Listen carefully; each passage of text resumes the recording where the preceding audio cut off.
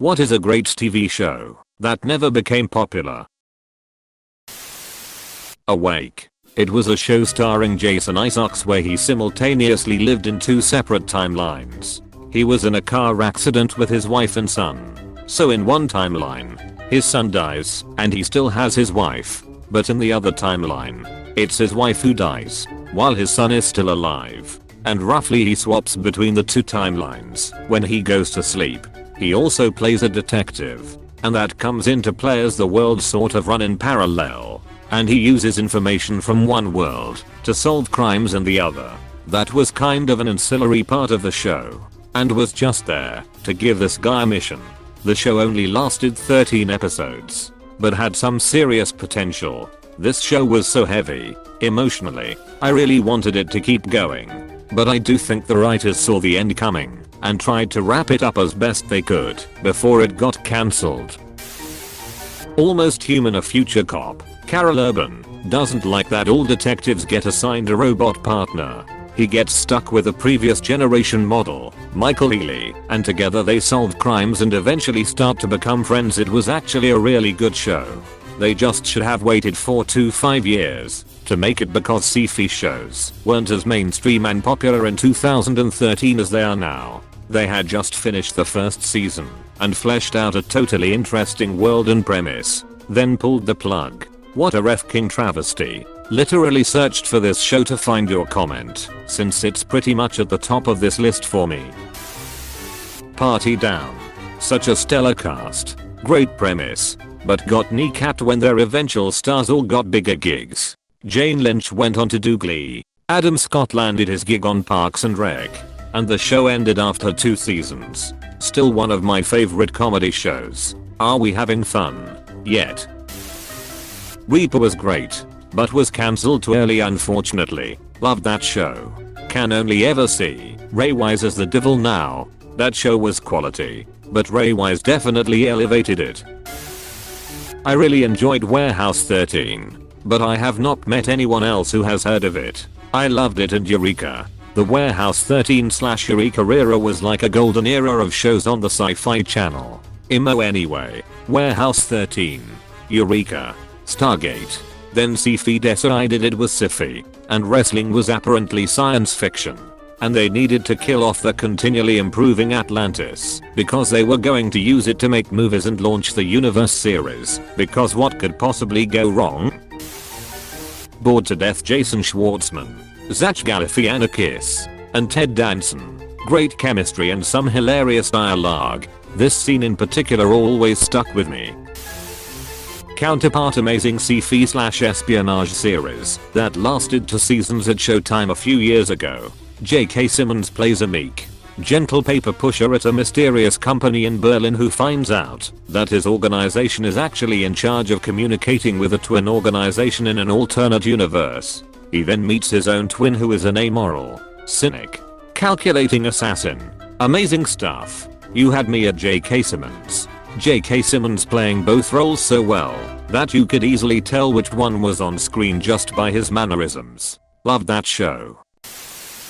Pushing Daisies got cancelled during the 2007 writers' strike. It's kinda old at this point, but remains one of my favorite all-time shows in all its unfinished glory. Came here to say this. It had the coolest aesthetic in terms of costume/sets/filming style, and a genuinely interesting plot. It's absolutely gorgeous, and I think it's just the coolest concept. I have both seasons on DVD, haha. Travelers S1 and S3 are stellar. Raving reviews too. The shtick where a newly arrived traveler sees undestroyed Earth for the first time and just can't believe it. It's a feeling that nothing else can quite compare to, and I'm getting queasy again just writing about it. Also great characters. Just the right mix of clever, but not too serious/heavy. And the whole premise is of course extremely f***ing relevant. Hey, I worked on that show. I was a production assistant on S1. It was fun. Eric McCormack is a really nice guy. Eureka. It was a travesty that it got stuck on sci-fi/sci-fi if put in the right channel and slot, so people knew it existed. I sincerely think it would have been huge. HBO's Kirina Vale, a wonderful and strange Depression-era story about the forces of good and evil as a bunch of carnies make their way through the Dust Bowl. It was tragically cancelled after 2 seasons, but is an absolute must-watch. This show was great, and Clancy Brown shows just how scary he can be. Jericho. Cool premise, space above and beyond. Gritty sci-fi is always great.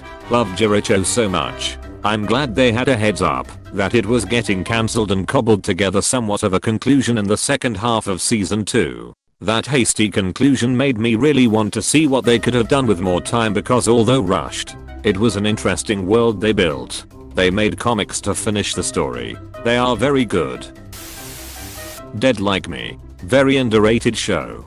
If you've never heard about it, this is all you really need to know to start off. The main character, a young female slacker, gets killed in the first 10 minutes by a toilet seat falling from an abandoned space station that burns up in the atmosphere. She then gets recruited as a Reaper. Her job is to basically separate people's souls from their bodies shortly prior to their death, so that they can transition to the afterlife without the trauma of their deaths weighing on their souls. It's a dark comedy that is profoundly deep at times. It also stars Mandy Patinkin in a supporting role. It was a great show. I live in Vancouver, and I can't walk through that area without remembering the toilet seat. It was filmed where I used to work.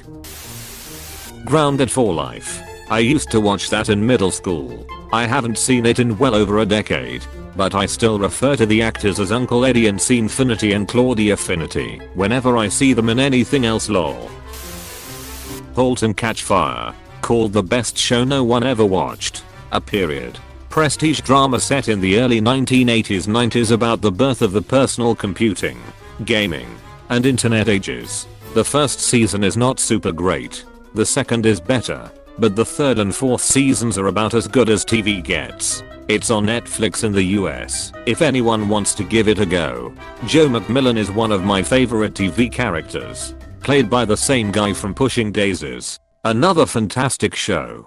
Wife and I are about 5 episodes into Halt. It's really good. I know nothing about it except the concept. Is there any truth to the storyline? Based on actual events / true story type thing. Lots of it is loosely based on certain companies and events. Mainly that Cardiff is compact. It's really well done as they progress the story through the 80s. It's like being warped back into that time and seeing how things played out. The end of season 3 and beginning of season 4 I've watched so many times because it's just so good. I was pretty sad it was over, but was satisfied with the ending. I'll probably do a rewatch of it in the next few months. The opening theme still gets stuck in my head every now and then. Gallivant. It's a great TV that's like Monty Python meets Broadway, and it's so funny, but it never got love and barely got a second season. Timothy Omundson was great in Psych, but this is still my favorite role of his by far. I could watch 10 more seasons of his adventures with Tad Cooper, and him with flowing salt and pepper hair and a beard. Mio. Right. Lassie will always be in my heart. But he was amazing in Gallivant, and he looked great as well. I thought Journeyman was really solid. Apparently I was alone in that opinion. Rectify and Halt and Catch Fire are the 2 incredible dramas I always recommend that people might have missed. Clone High, lasting 13 episodes. It had a hilarious, but brief, run on MTV in the early 2000s. Crossing my fingers that the rumors of a possible reboot come true. Did you see the pool? They flipped the BH.